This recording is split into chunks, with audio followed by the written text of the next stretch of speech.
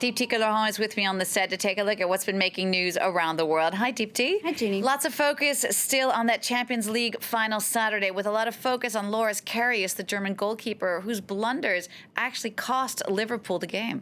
That's right. This picture of a teary Karius is making a lot of the front pages of the sports papers today, as you see here from the Star Sport. "I'm so sorry" is a picture. That's what the caption reads. It comes after he essentially cost Liverpool 3 goals in Saturday's rather dramatic final. On Sunday, he broke his silence on Twitter, saying he was sorry that he hadn't slept much since the final, and he essentially begged for forgiveness from fans, from his teammates, from staff. It's not, though, Jeannie, been enough to prevent death threats against Karius and his family. The Telegraph reporting that police in Liverpool are now investigating these online death threats against him and his sons. Now, fortunately, it does seem like the sports pages are treating Karius a little more kindly than usual as a result of the game. Well, the British press tend to be quite harsh when it comes to football and footballers, but this time it seems like they're going easy.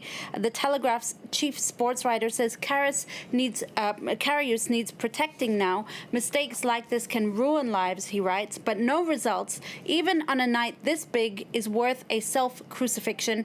The German tabloid Bild is a little bit more harsher, though.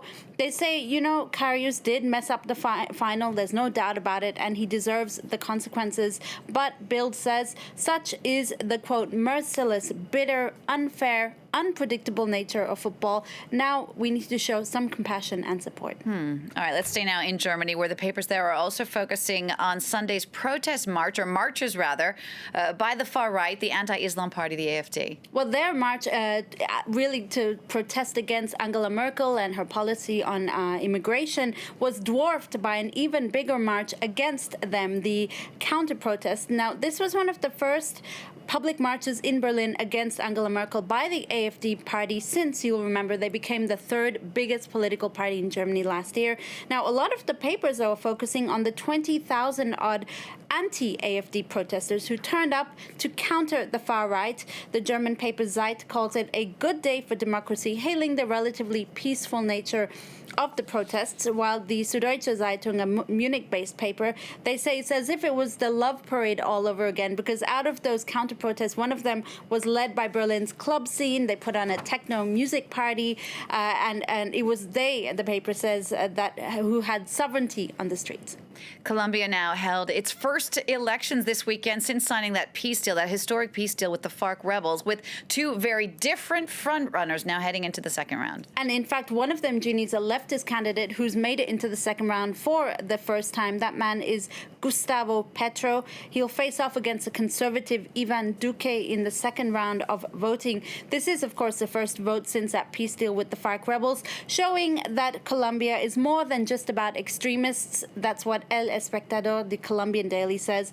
Also hailing the fact that it was a blow to abstention, with 53% of Colombians voting and betting on democracy. This was a victory for freedom of expression. Deepti, now from Colombia to Italy, where there's more chaos almost 3 months after their elections. They just can't get it together, can they, Jeannie? This comes after Italy's president, Sergio Mattarella, refused to accept the nomination of Paolo Savona, a Eurosceptic, as the finance minister. This then prompted Giuseppe Conte to renounce his own nomination as prime minister.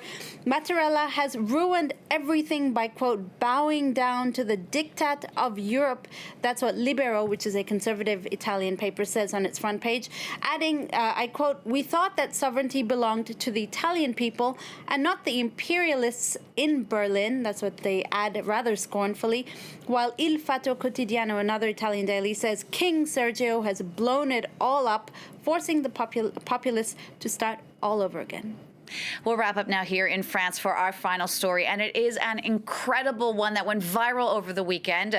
This is the story of an undocumented Malian man who became a hero after he scaled 4 stories of a building with his bare hands to save a young child. That young child who was dangling off the balcony, Jeannie, that's right. It is really a great story at a time when migrants and immigration is getting such a bad rap in France and in Europe. His name is Mamadou Gassama. He is Saturday night's hero. That's what Le Parisien says. That video video of him scaling the building went viral. It's been viewed millions of times. It's earned him the nickname Spiderman and made him a national hero in a way. In Le Parisien, he's quoted as saying, "I didn't think of the risks. I did it because I was a child in danger," simply. While Le Monde reports that the town hall is vowing now to help him in his quest to settle down in France. He's, of course, met with President Emmanuel Macron as well. A wonderful end for a young man who arrived in France just a few months ago. It really is a heartwarming story. Thank you for that, Deeptika Laurent, there with that look at what the papers have been saying today. You can check that out in further detail if you like on our website. The address is france24.com.